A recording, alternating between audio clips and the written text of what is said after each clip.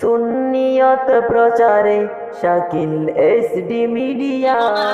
যে গুনাহ দেখলে তোমার জানাজার মধ্যে কেউ আসবে না, যে গুনাহ দেখলে তোমার কেউ মুসলমান বলতো না, যদি দয়াল নবীজির প্রেম তোমার অন্তরে থাকে, আল্লাহর নবীজি বলতেছেন শাবাতুল আহলিল কাবাইরি মিন উম্মতি, আমার উম্মত যত বড় গুনাহ হোক না কেন, আমি রাসূলুল্লাহর প্রেম নিয়া, রাসূলুল্লাহর মায়া নিয়া, রাসূলুল্লাহর মুহাব্বত নিয়া, আমি হাবিবুল্লাহর সুহবত নিয়া, আমি হাবিবুল্লাহর ভালোবাসা নিয়া, আমি রাসূলুল্লাহর মাইনা সেই ব্যক্তি কবরে গেছেন, আমি তোমার লাশ কবরের মধ্যে তুইতে রাখলা দাড়ি দিরি হইব, আমি হাবিবুল্লাহ, আমি জাতির তোমাকে কুমানিতে সময় লাগবে না। জুড়ে বলেন না সুবহানাল্লাহ। নবীজির প্রেম ইয়ে তো মহান তোমরা কেন বুঝো না, যার প্রেমেতে দিবানা হইলে না আল্লাহ। নবীজির প্রেম ইয়ে তো মহান তোমরা কেন বুঝো না, যার প্রেমেতে পাগল হইলেন স্বয়ং রাব্বানা, যার পিরিতে নিরাগ কইলা হইলেন তোমার মতো আসতে কহনা সাহাইয়া। দয়াল নবীজির প্রেম পিরিদার অন্তরে তাকে না, তার কসম আমল নামাজ রোজা করে বেহেজ মিলবে না বন্ধু।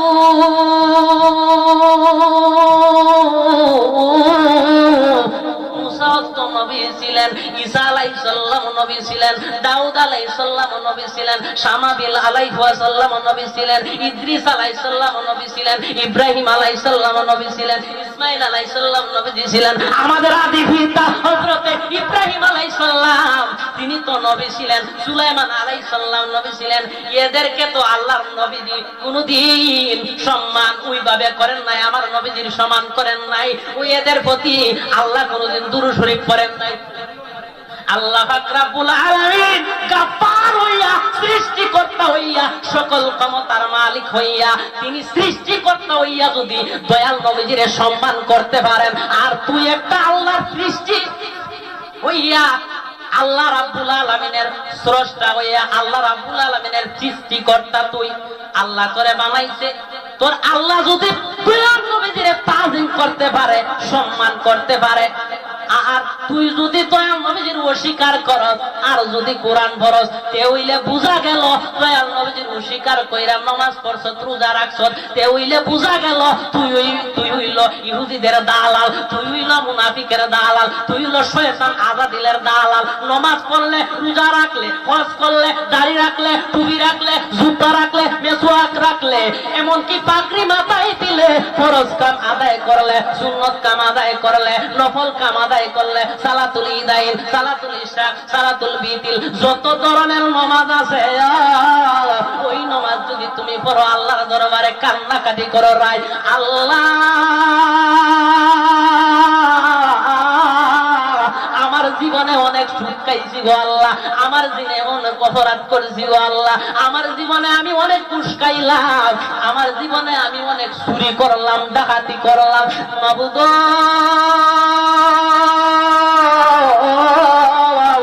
আমার সমস্ত গুনাহ তুমি মাফ কইরা দাও।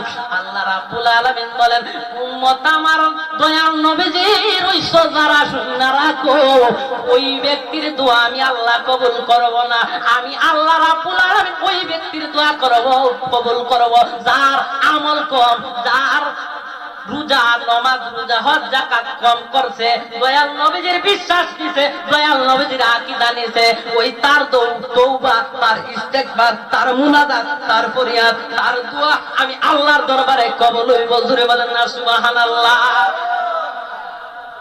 কিছু লোক মনে করছে ইস্তেগফার না জানি কত বড়, ইস্তেগফার পড়লে মনে হয় অনেক গুনাহ থেকে বাঁচতে যাইব। এটা যদি সম্ভব হইতো তাহলে ইস্তেগফারটা আমিও পড়তাম। ইস্তেগফার বললে সমস্ত ধরনের আমল করলে জান্নাতি হয় না। দয়াল নবীজির দুশমনি কইরা যদি তুমি কবরে যাও, ওই আমল তোমারে সাহায্য করবে না বন্ধু।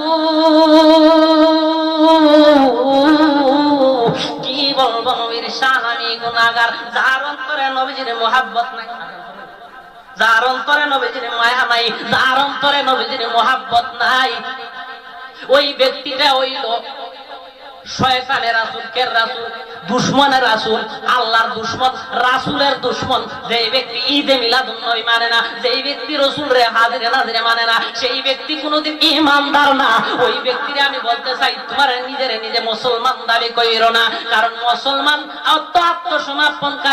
আত্মসমর্পণকারী সেই ব্যক্তি যে রাসূলুল্লাহকে মানে, যেই ব্যক্তি ঈদে মিলাদুন নবী পালন করে, যেই ব্যক্তি সামা মানে, যেই ব্যক্তি কাওয়ালি মানে, যেই ব্যক্তি রাসূলুল্লাহকে সম্মান করতে জানে, ইয়া নবী সালাম আলাইকা বলতে জানে, ওই ব্যক্তি হইল ঈমানদার। আর ঈমানদারের জন্য আমি আল্লাহ বেহেশত রাখছি, আমি আল্লাহ জান্নাত রাখছি, আমি আল্লাহ শান্তি দেওয়ার জন্য একটা স্থান রাখছি। ওই জান্নাতে, ওই শান্তির স্থানেতে কেউ যাইবার সুযোগ নাই, আমল কইরা যাওয়ার সুযোগ নাই। ওই জান্নাতে যাওয়ার একটা মাত্র সুযোগ, একটা মাত্র সার্টিফিকেট, দয়াল নবীজির ভালোবাসা। আর যার ভিতরে দয়াল নবীজির ভালোবাসা থাকে না, আল্লাহর হাবিব সাল্লাল্লাহু আলাইহি সাল্লামের একজন সাহাবী, তিনার নাম হচ্ছে আবু হুরায়রা রাদিয়াল্লাহু তাআলা আনহু, মুসলিম শরীফের হাদিস। আল্লাহর রাসূলের একজন সাহাবী, তিনি বলতেছেন, ও দুনিয়ার মানুষ তোমরা যাও, ও দুনিয়ার মানুষ তোমরা জেনে রাখো, আল্লাহ রাসূল সাল্লাল্লাহু আলাইহি সাল্লাম বলে দিয়েছেন, কুকুর নাফাক না। কুকুরে যদি তোমার খাবারের তালের মধ্যে যদি জিব্রা লাগায়, ওই খানিটা নাফাক হয়ে যাবে, পিলিট সহ নাফাক হয়ে যাবে। প্রশ্ন করা হইল, ইয়া রাসূলুল্লাহ নবী গো, ইয়া হাবিবাল্লাহ নবী গো, পিলিটের মধ্যে, খাবারের মধ্যে যদি কুকুরে জিব্রা দেওয়া, জিব্রা লাগায়, লালা লাগায়, তাহলে ওই পিলিটটা নাফাক হয়ে যাবে, খাবারটা নাফাক হয়ে যাবে। ইয়া রাসূলুল্লাহ নবী গো, আমার করণীয় কি? আল্লাহ রাসূল সাল্লাল্লাহু আলাইহি সাল্লাম বলতেছেন, উম্মত আমার,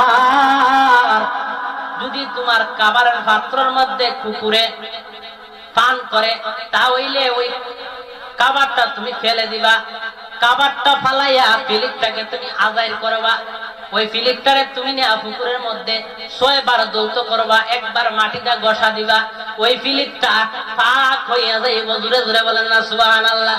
তো এই হাদিস বলার কারণ হইল কি জানেননি? ওই হাদিস আমি এজন্য বললাম, দুনিয়ার মানুষ তোমরা জেনে রাখো, যত নবীজির দুশমনেরা তোমরা শুনে নাও, যারা ঈদে মিলাদুন নবী মানো না তোমরা শুনে নাও, যারা দুশমনে জুলুস করো না তোমরা শুনে নাও, যারা দয়াল নবীজির তাজিম করো না তোমরা শুনে নাও।